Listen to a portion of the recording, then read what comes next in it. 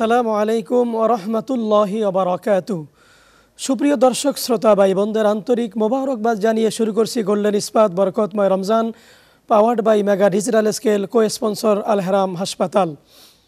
আমরা দেখতে দেখতে রমজানুল মোবারকের একেবারে শেষ পর্যায়ে চলে এসেছি। আল বিদা মাহে রমজান। রমজানুল মোবারক ছিল রহমত, মাগফিরাত এবং নাজাতে ভরপুর। আমরা এ মাস থেকে কি শিক্ষা নিলাম বা কি শিক্ষা নিব এবং সেই শিক্ষাটা আমরা কিভাবে কাজে লাগাবো, এই বিষয়ে আমরা আজকে আলোচনা শুনব। আলোচনার জন্য আমার সাথে রয়েছেন দেশ বরেণ্য ইসলামী চিন্তাবিদ, মুফাসসিরে কোরআন, নিউ এলিফ্যান্ট রোড, গুলবাগ জামে মসজিদের সম্মানিত খতিব মোহতারাম মাওলানা ইলিয়াস ইব্রাহিম বিক্রমপুরী।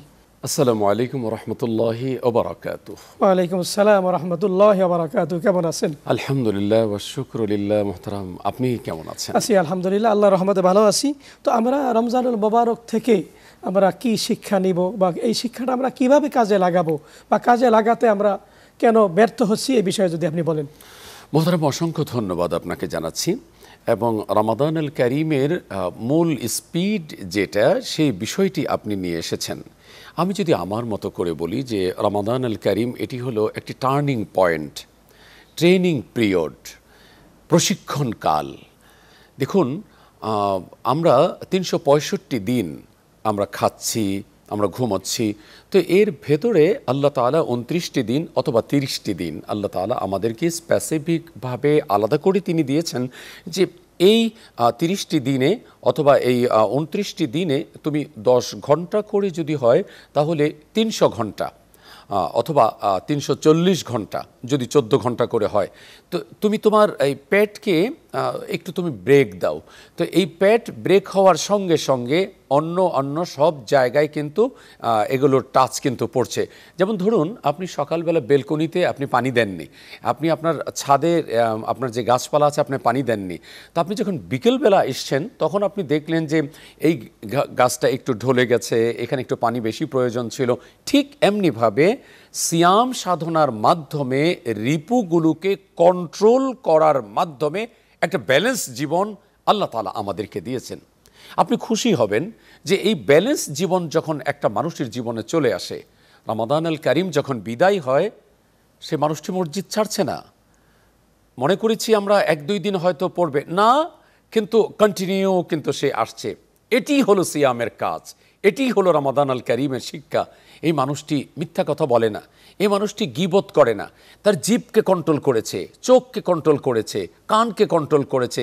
সে বুঝতে পেরেছে এটি জীবন, এটি চিরস্থায়ী না, আমি ছিলাম না, আমি থাকবো না, আমি আসবো না।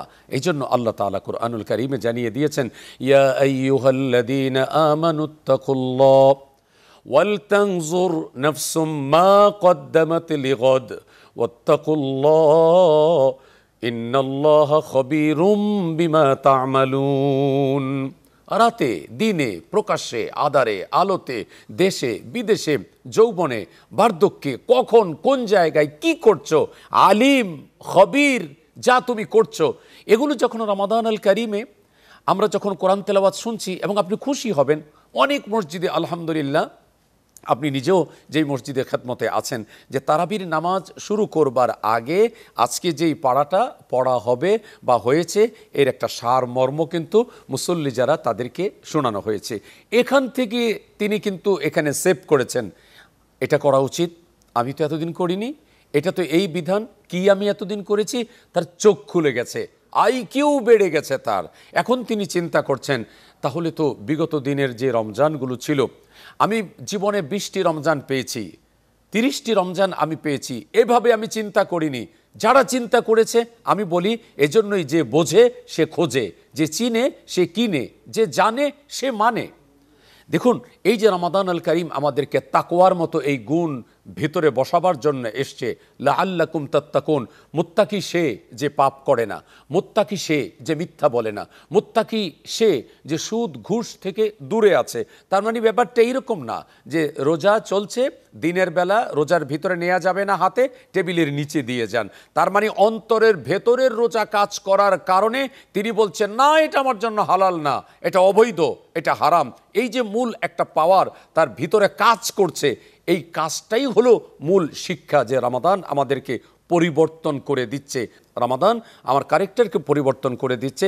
যেমন আমি পেটকে যখন চাবি দিয়েছি, খাবার বন্ধ করে দিয়েছি, সেই সুবে সাদিক থেকে একেবারে সূর্যাস্ত পর্যন্ত সুম্মা আতিম্মুস সিয়ামা ইলাল লাইল, যে আল্লাহ তাআলার বিধান আমি মেনে পানি খাচ্ছি না, কিন্তু কানকেও বলছি না না তুমিও এটা শুনতে পারবে না, চোখকেও বলছি না না তুমি এটা দেখতে পারবে না, জিভকেও বলছি আগ বাড়িয়ে অহেতুক কথাবার্তা আরেকজন থেকে টেনে টেনে এনে আমি গীবত শুরু করে দিয়েছি, বলছে জিভ বলছে না না এটা কিন্তু বলা যাবে না।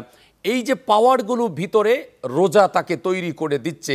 এই জন্যই আল্লাহ তাআলা বলেছেন আস-সাওমু লি ওয়া আনা আজজি বি আও উজজা বি, যে সিয়াম আমার জন্য, আমি নিজ হাতে তাকে পুরস্কার দিব। ইয়াকুলু, বলা হবে আইনা সাইমুন, কোথায় রোজাদাররা?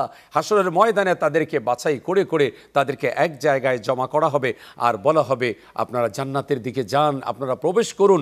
এবং যখন তারা বাবুর রাইয়ান দিয়ে প্রবেশ করবে, জান্নাতের প্রথম গেটে এখানে বসে পড়বে এবং এই জায়গায় তারা খাবার দাবার শুরু করবে। ফেরেশতারা বলবে কি শুরু করেছেন? এটি তো গেট, এটি তো দরজা। বলে দরজা এত সুন্দর, আল্লাহু আকবার। আরো সামনে যান, আরো বেশ কিছু দূর যাবেন, দ্বিতীয় গেটে গিয়ে বসবে। সেখানে বসার পর ফেরেশতারা বলবে এখানে বসছেন কেন? এটাও তো দরজা, আরো তোরণ ছেড়ে আরো ভিতরের দিকে প্রবেশ করুন। 3 নম্বর গেটে যাবে, সেখানে বসবে, আরো অনেক সুন্দর মনে করবে এটি জান্নাত, না আরো ভিতরে যান। ভিতরে যাওয়ার পরে তারা দেখবে পিছনে যা দেখেছি সবচাইতে বেশি আলাদা। তখন কি বলবে? ওয়াকালুল হামদুলিল্লাহিল্লাযী সাদাকানা ওয়া'দাহু وأورثنا الأرض نتبوأ من الجنة حيث نشاء فنعم أجر العاملين। সুন্দর, আমরা এখান থেকে শুনবো ইনশাআল্লাহ। সুপ্রিয় দর্শক, আপনারা দেখছেন গোল্ডেন ইস্পাত বরকতময় রমজান, powered by mega digital scale, co sponsor Al Haram হাসপাতাল। সময় হয়েছে ছোট্ট একটি বিরতির, আমাদের সাথেই থাকুন।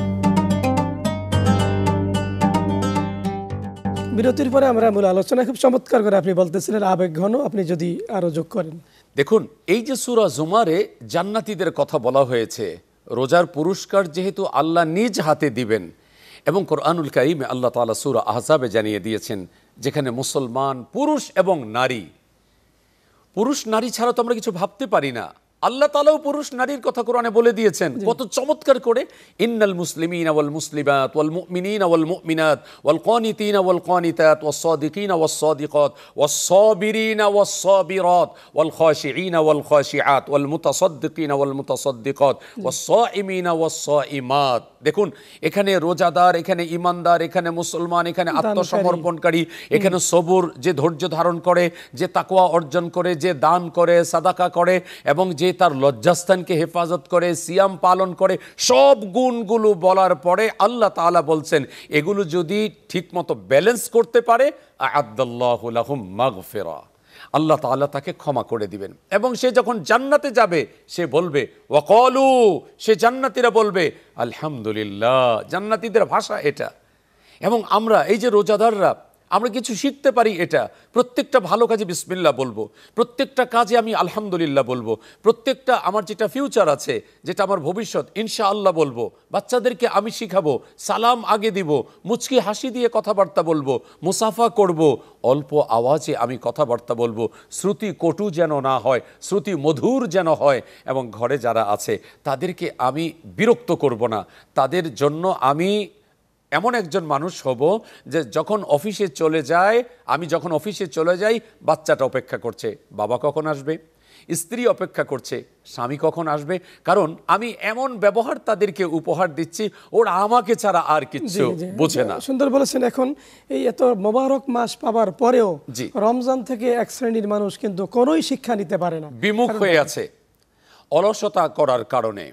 এবং শয়তানের ধোঁকা কিন্তু তাদের পেছনেও কাজ করছে। যেমন একটি বিজলি ফ্যান, একটি বৈদ্যুতিক ফ্যান, এটি আপনি সুইচ অফ করেছেন, অফ করার পরেও দেখা যায় 50 সেকেন্ড কিন্তু এটি ঘুরছে।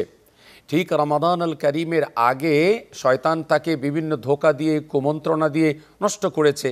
শয়তানের কাজই এটা, সে অন্তরের ভেতরে প্রবেশ করে মানুষকে ধোঁকা দেয়।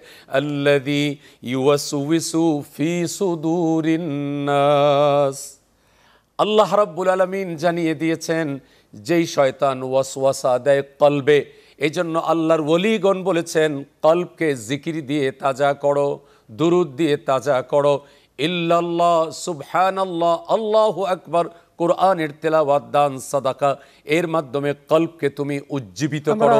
এই যে রমজানের শিক্ষাটা আর কিভাবে সারা বছর কাজে লাগাতে পারি? এভাবে কলব যখন আমরা উজ্জীবিত করব, তখন আমার সামনে একটা কর্মসূচি চলে আসবে যে রমাদান আল কারিমে আমি সাদাকা করেছি, রমাদান আল কারিমে আমি জাকাত দিয়েছি, রমাদান আল কারিমে আমি মিথ্যা পরিহার করেছি, রমাদান আল কারিমে আমি সময়ের আমি সেভ করেছি। ঠিক আমাকে এটা লক্ষ্য করতে হবে যে এই ট্রেনিং পিরিয়ডটা এটা সামনে রাখবো আমি। এটাকে যখন, এটি হলো গাইডলাইন। দেখুন শিক্ষার্থীরা তারা সিলেবাসটাকে সামনে রেখে এরপরে কোর্স কমপ্লিট করে। ঠিক এমনিভাবে রমাদান আল কারিমের এই সিলেবাসটাকে, এই কোর্সটাকে আমরা যখন আমাদের সামনে আমরা রাখবো যে এইভাবে আমার চলা উচিত, তখন কিন্তু সেই মানুষটা আদর্শ একজন মোমেনা হতে পারবে। জি, শুকরিয়া, জাযাকাল্লাহ, খুব সুন্দর করে আপনি বলেছেন। কষ্ট করে আসার জন্য আপনাকে ধন্যবাদ। খুব ধন্যবাদ আপনাকেও। সুপ্রিয় দর্শক, আমরা শুনলাম রমজানের শিক্ষা কিভাবে আমরা কাজে লাগাবো।